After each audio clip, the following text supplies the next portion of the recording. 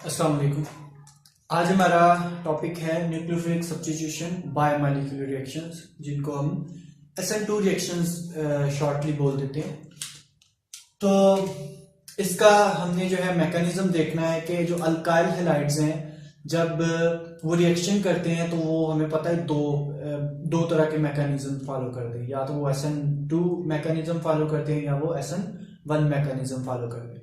तो हमने देखना है कि SN2 जो है बायोमॉलिक्यूलर रिएक्शंस जो है वो कौन से किस तरह के हैं, कौन से अल्काइल हैलाइड्स है जो ये वाला मैकेनिज्म फॉलो करते हैं। तो इसमें हम इंशाल्लाह कोशिश करेंगे कि तमाम जितनी भी इसमें बातें वो सारी कवर करें, इसमें जितनी भी इंपॉर्टेंट चीजें हैं। तो स्टार्ट करते हैं। जो SN2 रिएक्शंस हैं हम कहते हैं कि ये बेसिकली ऐसे रिएक्शंस हैं जो कि प्राइमरी अल्काइल हैलाइड्स देते हैं। जब भी प्राइमरी अल्काइल हैलाइड्स की सब्स्टिट्यूशन होती है, किसी भी जो सब्स्टिट्यूएंट आता है जो जब रिएक्शन होगा तो वो फॉलो करेगा SN2 रिएक्शन मैकेनिज्म को। तो ये SN2 रिएक्शन मैकेनिज्म क्या होता है इसको हमें देखना है। तो सबसे पहली बात है कि कौन से अल्काइल हैलाइड्स देते हैं ये प्राइमरी। इसकी रीजन भी देखेंगे हम, इसको मैं जो है ना वो सिंपल वे में मैं एक्सप्लेन भी करूंगा कि ये हम क्यों कहते हैं कि प्राइमरी अल्काइल हैलाइड रिएक्शन देते हैं। प्राइमरी अल्काइल हैलाइड्स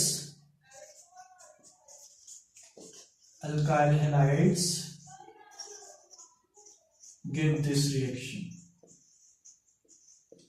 ठीक है, पहली बात।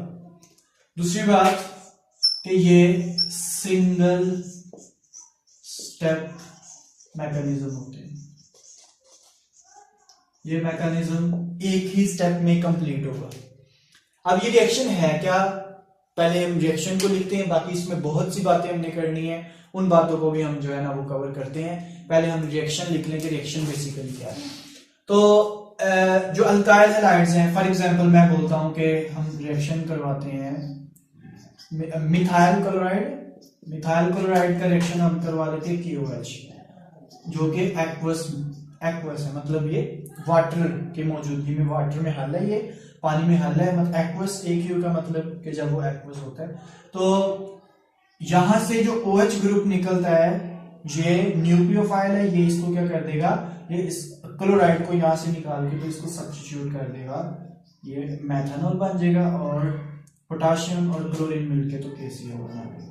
ठीक है, ये जो रिएक्शन है अल्काइल हैलाइड्स का, इसमें सब्स्टिट्यूशन हुई है। क्लोराइड जो है क्लोराइड को रिप्लेस कर दिया है OH ने, तो ये एक सब्स्टिट्यूशन रिएक्शन है। तो हम बोलते हैं कि ये जो रिएक्शन है, ये रिएक्शन जो मैकेनिज्म फॉलो करता है उसको हम बोलते हैं कि ये कौन सा है, SN2 मैकेनिज्म। ठीक है, हम असल में इसको जो है ना पकड़ते यहां से SN2 रिएक्शन, हम इसके जो है ना एक स्टेप पीछे नहीं चलते, हम ये नहीं देखते कि जो ये रिएक्शन है वो कौन सा है। ठीक है, तो ये इसका रिएक्शन है। अब हमने देखना है कि ये रिएक्शन SN2 मैकेनिज्म को फॉलो करता है, तो वो मैकेनिज्म क्या है। इसका अगर मैकेनिज्म देखा जाए तो इसका मैकेनिज्म ये है कि यहां से जो OH ग्रुप रिलीज होगा, हम लिख लेते हैं इसको यहां पे,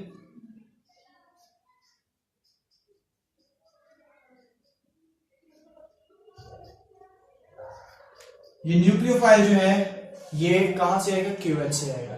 ये न्यूक्लियोफाइल जो है ये अटैक करता है किस पे, कार्बन पे। हमें पता है ये कार्बन सबस्ट्रेट कहलाती है। इसमें जो नेसेसरी टर्मिनोलॉजीज है वो आप लोगों ने पढ़ ली होंगी कि ये न्यूक्लियोफाइल है, ये इसकी सबस्ट्रेट कार्बन है।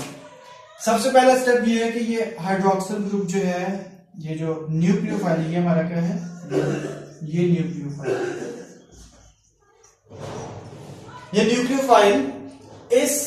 ये क्या है हमारा, सबस्ट्रेट कार्बन।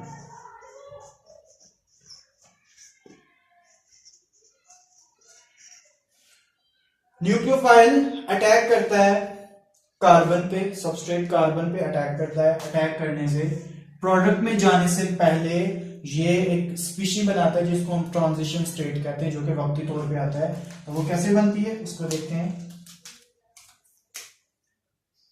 अब होना क्या है, अब होना ये है कि क्लोरीन ने, जो कि क्या है हमारा लिविंग ग्रुप है, क्लोरीन ने अपना बॉन्ड ब्रेक करना है और यहां से जो हाइड्रोक्सिल ग्रुप है उसने अपना बॉन्ड बनाना है। तो ये हमारा है लीविंग ग्रुप।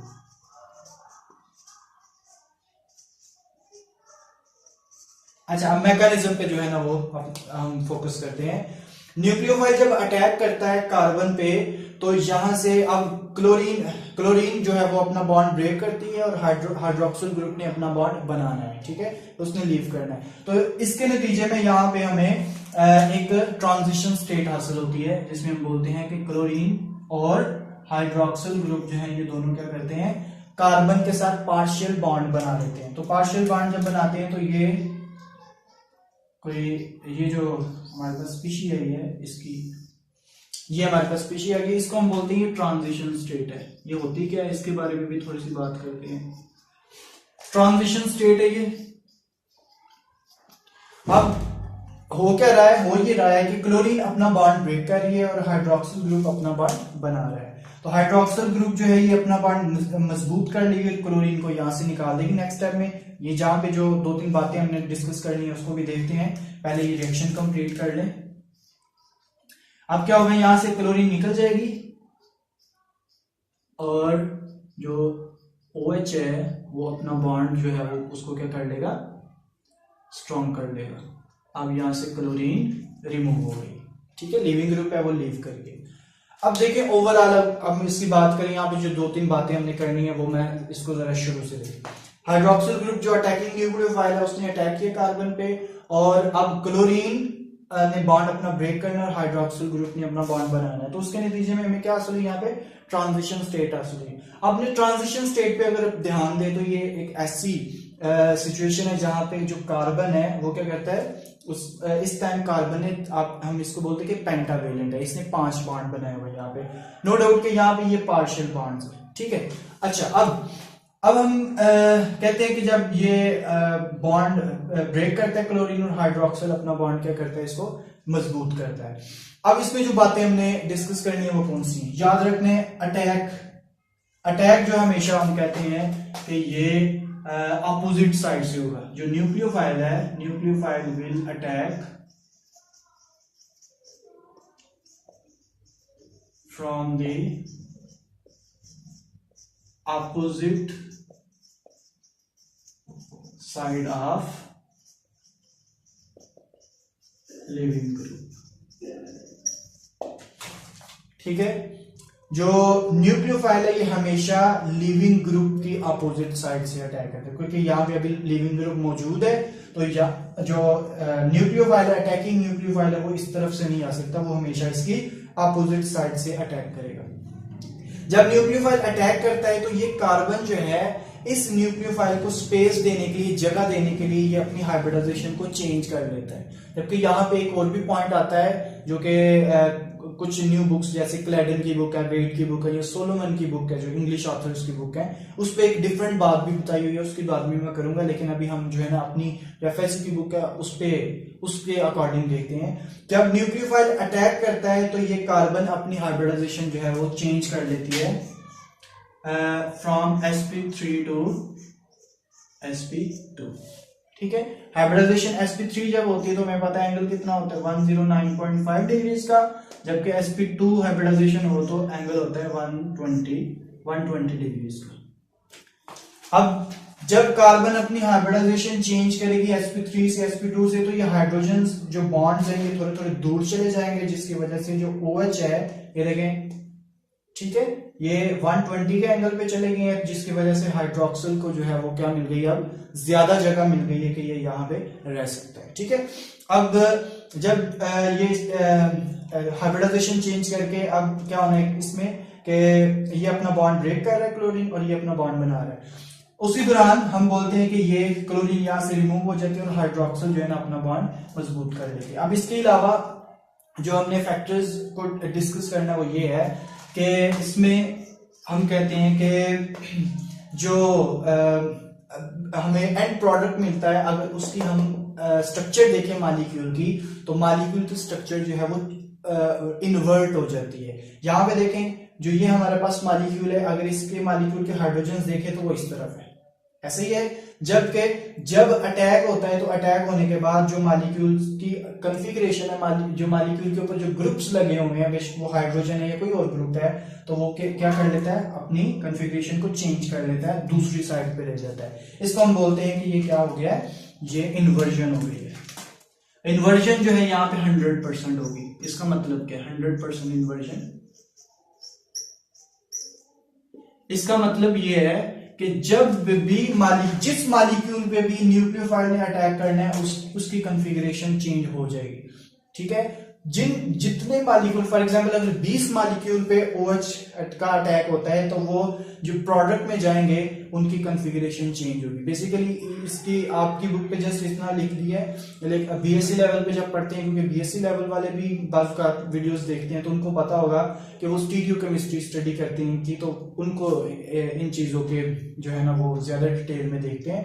मतलब क्या है कि जब अटैक होता है तो वो अपनी कॉन्फ़िगरेशन को चेंज कर लेता है, इन्वर्ट कर लेता है। इन्वर्ट मतलब कि उल्ट हो जाती है, अगर इस साइड पे तो वो दूसरी साइड पे चले जाएंगे।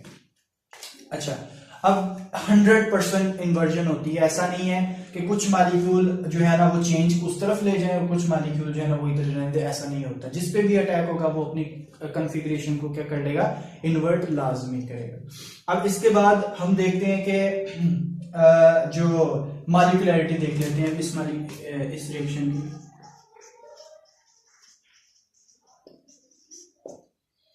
अगर मॉलिक्यूलरिटी की बात करें तो हम कहते हैं कि मॉलिक्यूलरिटी कहते हैं कि किसी भी केमिकल रिएक्शन का जो रेट डिटरमिनिंग स्टेप है, उस रेट डिटरमिनिंग स्टेप में जितने मॉलिक्यूल हिस्सा ले रहे हैं उसको बोलते हैं कि वो क्या है, उसकी मॉलिक्यूलरिटी है। Number of molecules taking part in rate determining step. तो number of rate determining step जो है, यहाँ पे कितने स्टेप्स हैं, यहाँ पे एक ही स्टेप है ना, हमने क्या लिखा है कि ये क्या है, सिंगल स्टेप मैकेनिज्म है। इसमें जो कुछ भी होना है, पुराना बॉन्ड ब्रेक होना है, नया बॉन्ड बनना है, everything occurs in only one step. एक ही स्टेप में सारा कुछ होता है। तो इसका मतलब है अगर एक ही स्टेप है तो यही रेट डिटरमिनिंग स्टेप होगा। तो इस रेट डिटरमिनिंग स्टेप में कितने मॉलिक्यूल्स हिस्सा ले रहे हैं, एक क्या है हमारे पास, ये अल्काइल हैलाइड है, जबकि दूसरा क्या है, न्यूक्लियोफाइल है। तो इसका मतलब है कि इस रिएक्शन की मॉलिक्यूलरिटी क्या है, 2 है। ठीक है, इसको हम केमिकल इक्वेशन को देखते हुए हम मॉलिक्यूलरिटी को बता सकते हैं। इक्वेशन देखें, मॉलिक्यूलर रिएक्शन देखें, रिएक्शन को देखते हुए हम इसको प्रिडिक्ट कर सकते हैं खुद। जबकि एक और बात आती है ऑर्डर ऑफ रिएक्शन। तो ऑर्डर ऑफ रिएक्शन क्या होता है, इससे पहले हम रेट इक्वेशन देख लें। रेट इक्वेशन का मतलब क्या होता है ये भी मैं आपको बताता हूँ। रेट इक्वेशन जो इसकी एक्सपेरिमेंटली बनती है, पहले वो मैं लिख लूं, फिर मैं बताता हूँ कि ये होती क्या है, कैसे बनती है। ये K इंटू R।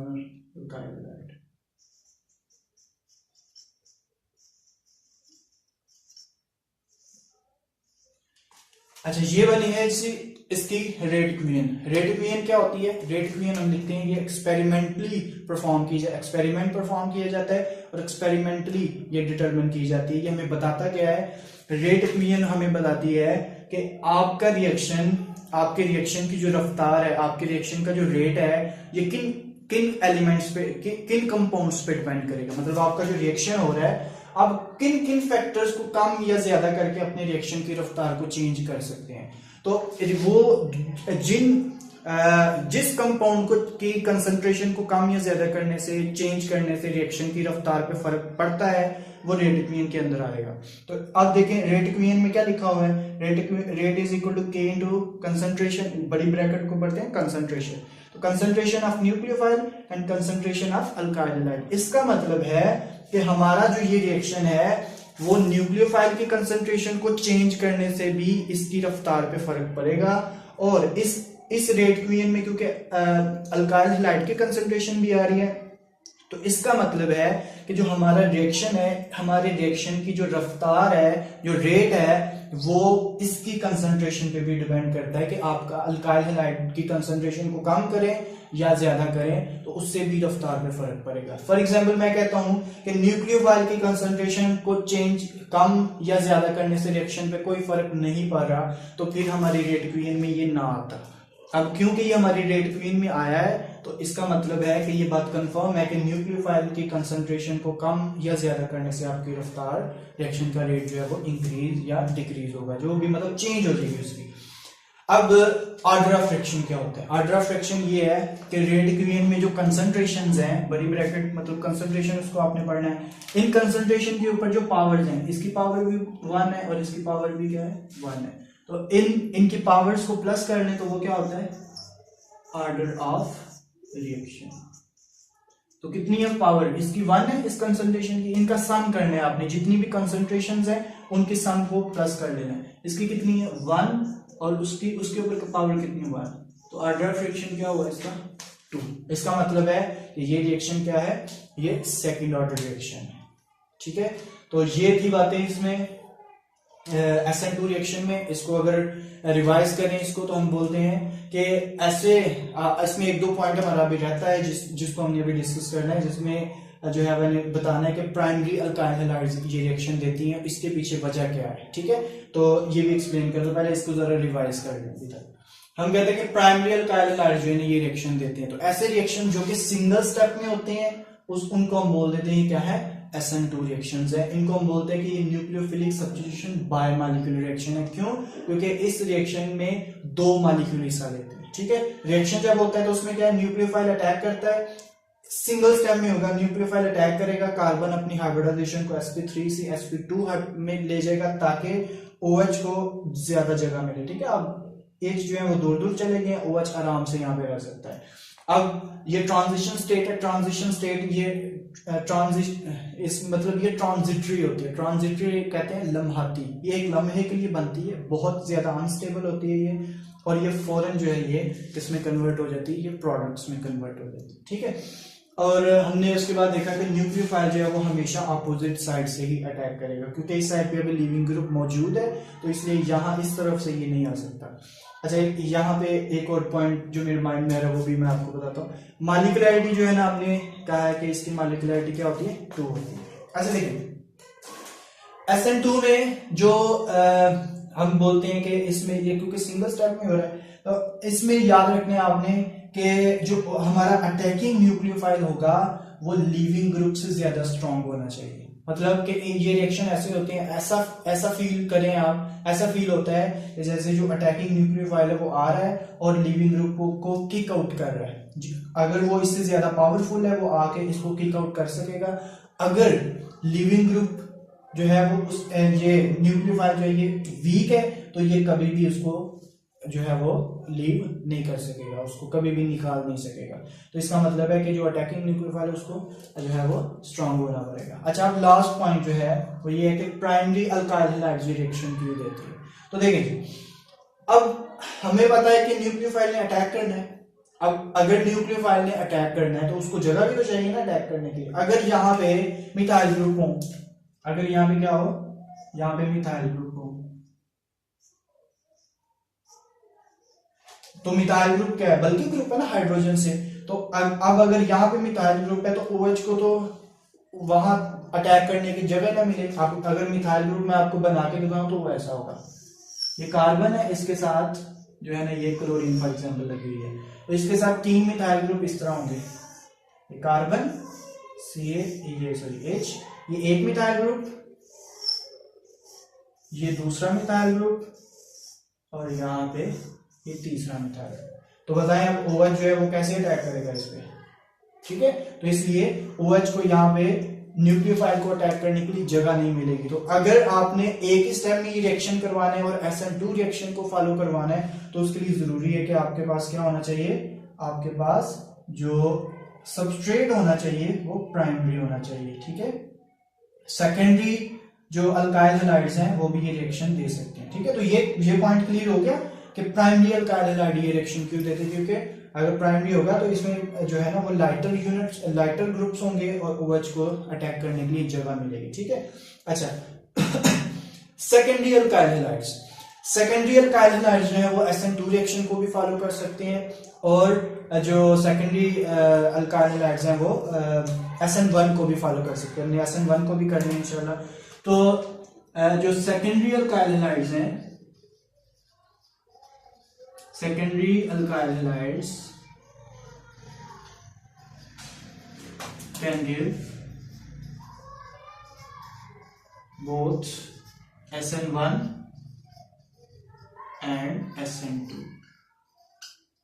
ठीक है, ये डिपेंड करता है कंडीशंस पे। अगर कंडीशन जो है वो SN1 के लिए फॉलो सूटेबल होगी तो सेकेंडरी अल्काइल हैलाइड SN1 को फॉलो करेगा। अगर सेकेंडरी अल्काइल हैलाइड के लिए कंडीशन SN2 के लिए 2 वाली है तो SN2 को फॉलो करेगा। अब कौन सी कंडीशंस होती हैं SN2 के लिए? उसके लिए कंडीशन है कि आपका जो है वो सॉल्वेंट क्या होना चाहिए, मतलब कम पोलर होना चाहिए। अगर पोलर सॉल्वेंट होगा तो पोलर सॉल्वेंट जो है वो किसको ज्यादा प्रेफर करते हैं? वो प्रेफर करते हैं इसको SN1 को। SN1 को कौन होता है? Polar solvents. ठीक है, जबकि SN2 के लिए क्या होते हैं?